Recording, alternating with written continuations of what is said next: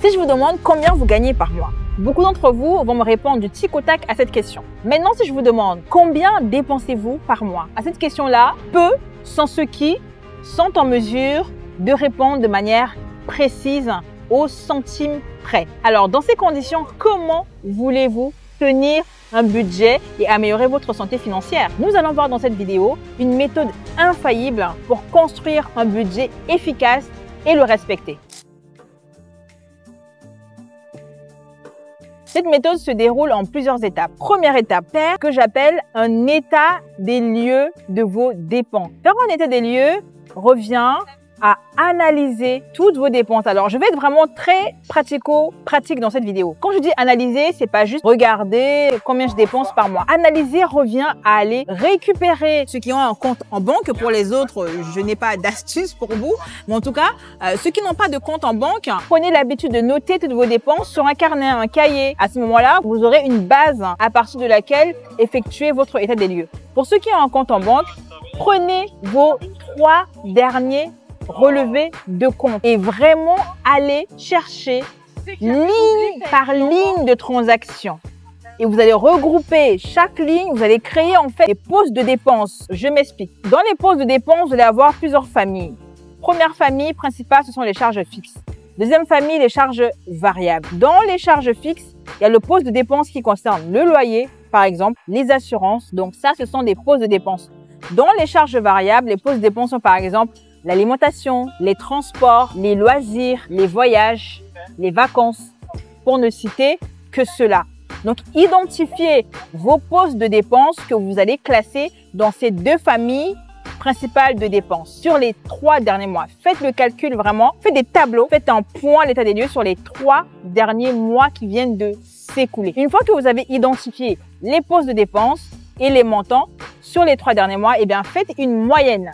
Je prends par exemple le poste de dépenses alimentation. Et bien sûr, les 3 derniers mois, le premier mois, j'ai dépensé 200 € en alimentation.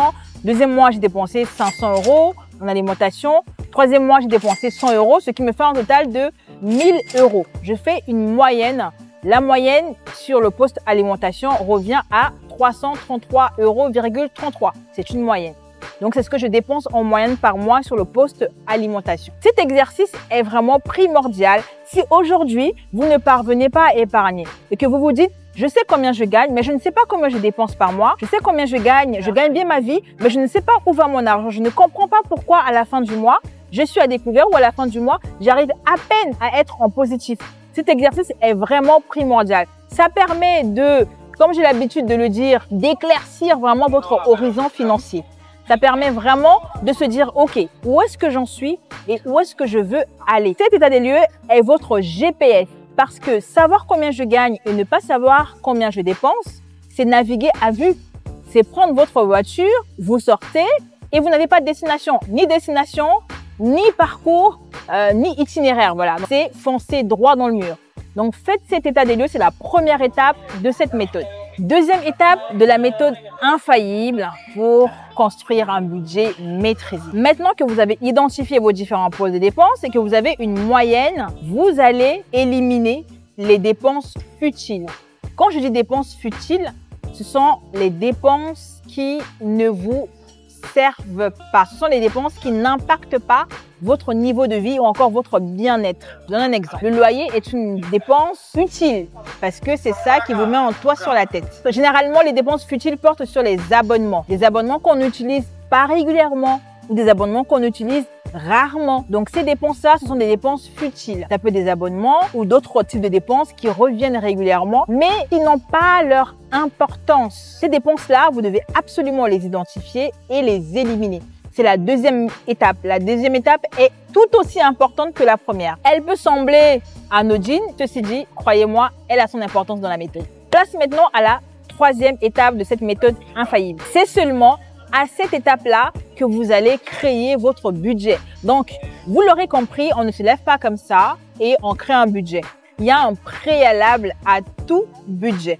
Et nous venons de voir ce préalable-là dans les 2 premières étapes. Maintenant, vous pouvez prendre votre cahier pour ceux qui sont plus à l'aise avec du papier, ou prendre votre ordinateur et un tableur Excel, ou encore ceux qui sont encore plus avancés dans la technologie à prendre des applications pour pouvoir construire votre budget. Construire le budget revient à faire des tableaux. La méthode que moi j'applique, c'est juste prendre un tableur Excel et faire des tableaux de budget mois par mois. Dans un tableur Excel, je crée des feuilles par mois. Une feuille représente un mois. Dans ce tableau, je vais créer le tableau des charges fixes, le tableau des charges variables, le tableau des revenus, le tableau de l'épargne, le tableau des dettes s'il y en a, le tableau des créances s'il y en a. Ça permet vraiment d'avoir les différents flux financiers. C'est dans ce budget-là que je vais me fixer des objectifs. Donc, souvenez-vous, on avait calculé une moyenne de dépenses sur les différents postes de dépenses que nous avons identifiés. Et donc, je vais aller ajouter dans mon tableau cette moyenne-là comme objectif de dépenses pour le mois à venir. Si j'estime que cette moyenne est convenable, je la conserve. Si j'estime qu'elle est trop élevée, à ce moment-là, je la diminue et je me dis, le mois en cours ou dans les mois à venir, je veux que sur ce poste de dépenses-là, ma moyenne de dépenses soit à ce niveau. Donc, le préalable a servi à cela. Dans mon tableau, j'indique la moyenne des différents postes de dépenses que j'avais calculés. Cette moyenne, je peux la garder telle qu'elle si elle me convient ou sinon, je peux la baisser. Cinquième étape de cette méthode infaillible pour construire un budget maîtrisé. Déterminez votre capacité d'emprunt. Pourquoi on fait tout ça? On avait dit au début de cette vidéo, on connaît facilement combien on gagne et on ne sait pas combien on dépense. Au final, on n'arrive pas à économiser. On n'arrive pas à économiser parce qu'on ne connaît pas notre capacité d'épargne. Qu'est-ce que j'appelle capacité d'épargne? C'est simplement la différence entre ce que je gagne et ce que je dépense. Donc, puisqu'on a fait un point sur nos dépenses, on a éliminé les dépenses futiles. On sait maintenant combien on veut ou on a objectivé de dépenser par mois. À partir de ce moment-là, je peux déjà faire le total de mes dépenses mensuelles, dont maintenant je maîtrise le montant.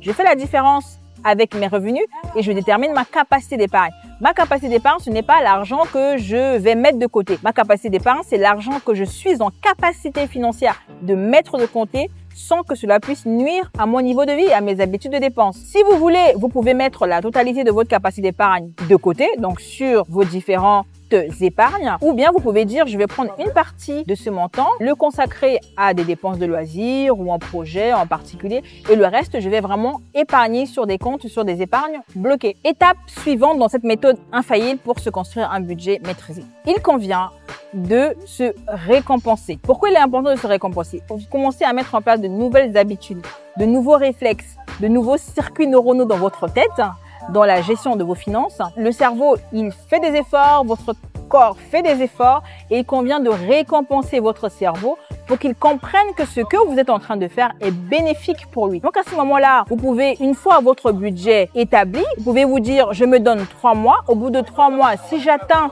mon objectif, à savoir respecter mon budget tous les mois, eh bien, au bout du 3e mois, je vais m'offrir un resto. Je me prévois un resto ou je m'offre une paire de chaussures, des choses qui vous font plaisir.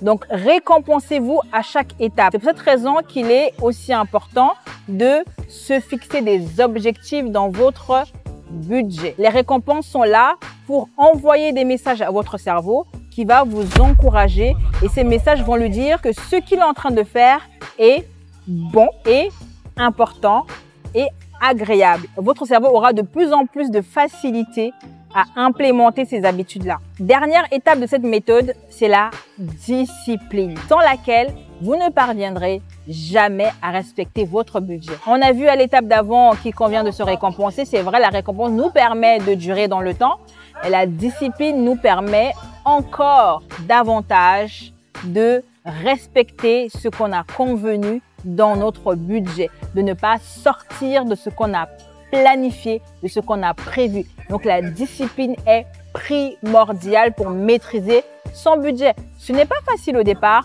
mais croyez-moi, si vous vous efforcez à fournir cet effort, si vous vous efforcez à pratiquer cela mois après mois, ça deviendra de plus en plus facile. Donc, disciplinez-vous dans le respect de votre budget. Voilà pour cette méthode infaillible. Nous verrons dans une prochaine vidéo des méthodes pour implémenter de nouvelles habitudes positives pour la maîtrise de votre budget. D'ici là, je vous souhaite de prendre soin de vous et de prendre soin de votre argent.